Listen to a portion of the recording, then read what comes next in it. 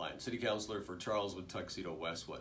I want to talk about what's been in the news lately. Our fire chief talking about the desperate need for 10 more ambulances. How did this finally come to the top? Let's talk about how.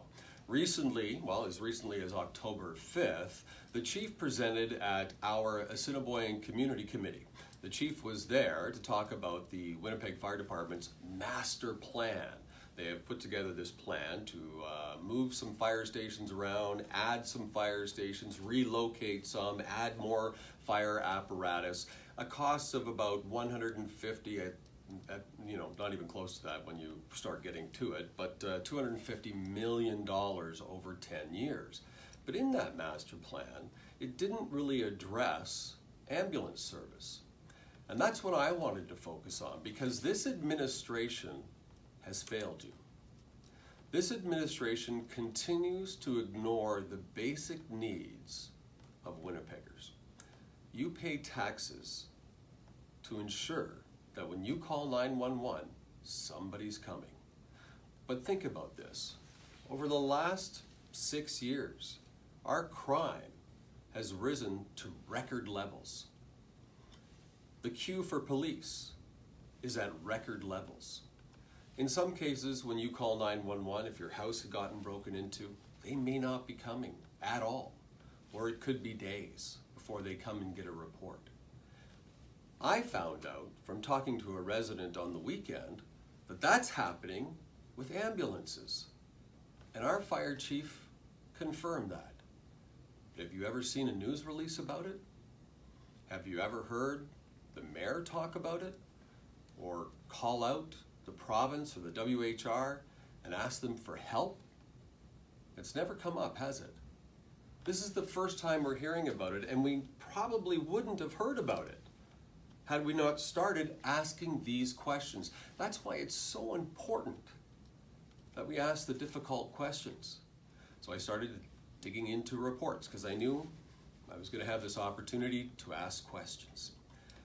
And I learned a lot. I learned that we actually do have a queue for ambulance service in Winnipeg. We have people waiting for an ambulance. In fact, in December of 2019, our deputy chief said it is the worst he had ever seen, never seen it this bad, that our unavailability was up to 7 hours in the month of December. Up to 7 hours. And the chief had said that, through some of his shifts, when they're ending, 17 calls, sometimes in the queue.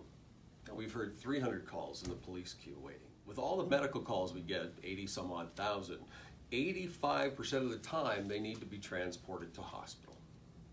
But they're waiting and waiting. Take a look, or a listen, if you will, to some of the questions that I asked Chief. Why do we have such a problem getting ambulances? Like, I know somebody this weekend trying to get an ambulance, and they had to wait an hour. And it was an older person, and with problems, chest problems, breathing problems, and it was 1 hour. So I'm struggling to say we have fantastic coverage medically. Fire didn't respond. Nobody responded for 1 hour.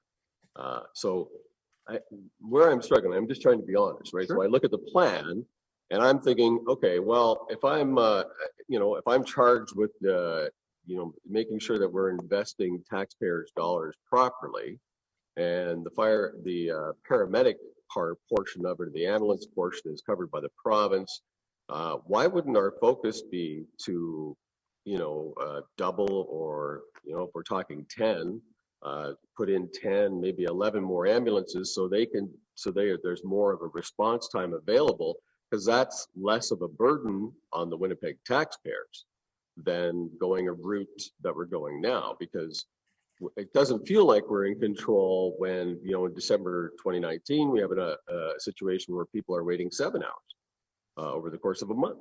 And then even this past weekend, 1 hour to get an ambulance. So I don't see where that puts us in control if we can't just add ambulances. Certainly we are limited in what we can do, but what it does give you the opportunity to do is actually to tell me about your constituent that had the 1 hour wait. What I will say is that we are absolutely queuing calls right now. We have never done that before in this service, and we are queuing calls. I've seen shift reports from our communications branch that have detailed 17 calls on the shift that were queued. I've never seen anything like that. And I will tell you that that Shared Health get those reports twice a day. They see all of that. So, but at least as undesirable and as unfortunate as that is, at least you've got me sitting beside you here, and you can ask me about that, and I will report that. That will be lost. Well, I agree with you, and Chief Lane, you are very good at getting information and sharing information. I guess my issue is not being able to have somebody to talk to. I agree that it's really important and we should have that open dialogue. But if we're queuing calls, like we have police calls in a queue, and now we have ambulance response times in a queue, I would think our main focus would be to jump on especially the WHRA and say, we cannot be queuing ambulance calls. You guys need to get on this. And if it's a contract issue, and if we believe that they have violated the contract in writing some time ago, several years ago, and that they're still not living up to that, it strikes me as odd that we haven't taken any action. We haven't gone public with any action other than, kind of some media blurbs here and there, not you, but we haven't really done anything about it. But we've put together, we're seeing now where people are waiting for ambulances, they're waiting for police cars. There's so much, because the city has grown. So are we, as a city, over the last 6 years, have we been looking at the right issue? And are we looking at the right issue here as we've got this strategic plan, yes, right now, but I think before we even move one step further, we have to stop and we have to say, look, to the province and to the premier, you've got to send somebody to the table. We're waiting for ambulances. We've got 7 hour waits. We've got 1 hour waits. We've got people waiting in a queue to get an ambulance. What's the priority here? And again, I can't speak to the details of the call that you're referencing, but the calls that are queued are absolutely the lowest. The folks that by telephone triage, by the nature of their call, are not acutely sick. If any of them are, and there isn't an ambulance available, we immediately respond to firefighter, paramedic, or a district chief of paramedic operations. So we have those other resources with the integrated model that can actually fulfill that paramedic response. So what our system shows is that our paramedic response is very, very good. Our transport ambulance response is not as good, but our paramedic response is excellent. But for our paramedic response, which I appreciate that, and that's great, province isn't paying for that. Well, if it's on an ambulance, they are. They are. But so if people are waiting, if we're sending out our guys, we're saving the lives in some cases, but the ambulance port, we're paying for that. The province isn't paying for their portion of that. People actually have to wait.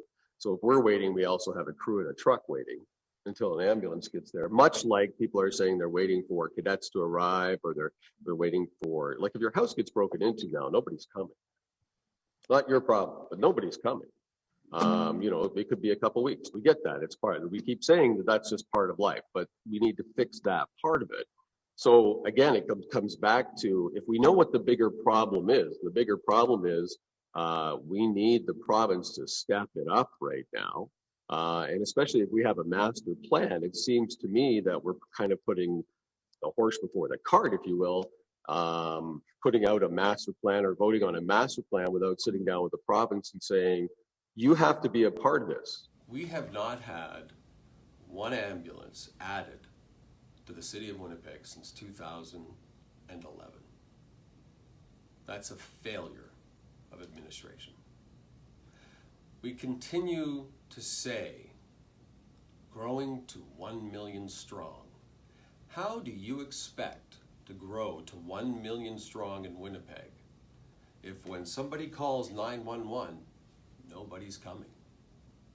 How many people do you think are going to want to move to a city that when you call 911, you have to wait in line before somebody will come, or in some cases, might come?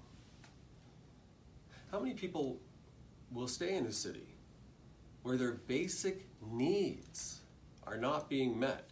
I believe that as a resident, I pay taxes, you pay taxes. When you call 911, you want somebody to come. You call 911 because it's an emergency. Sometimes people abuse it. And we have things in place to deal with that. So we already have units that respond to those 80-20, you know. There's people that call it all the time. And we still have a lineup. This administration is failing. If we have a problem with the WHRA, then call them, let's get at the table, and let's fix this problem. That should be priority number one. Not anything else right now. Not a master plan for the next 10 years. Nothing should take priority except getting our ambulances to people who need them. It's covered by the province. If they are the ones not coming to the table, then let's actively, everyone on council, make the noise necessary to get the province to the table to fix this problem now. And if it's the city not doing their part, I want somebody at the province to stand up and say so. I don't know why we're playing politics here. If people have to wait 1 to 7 hours for an ambulance in some cases, and that might be extreme, but if they have to wait at all, that's a problem. We got elected to do a job. Let's do that job. All right? And that job wasn't come up with excuses for it, by the way. That job was to find solutions. Leaders find solutions, or they find excuses. So let's find some solutions, and let's take care of the basic needs of taxpayers in the city of Winnipeg now.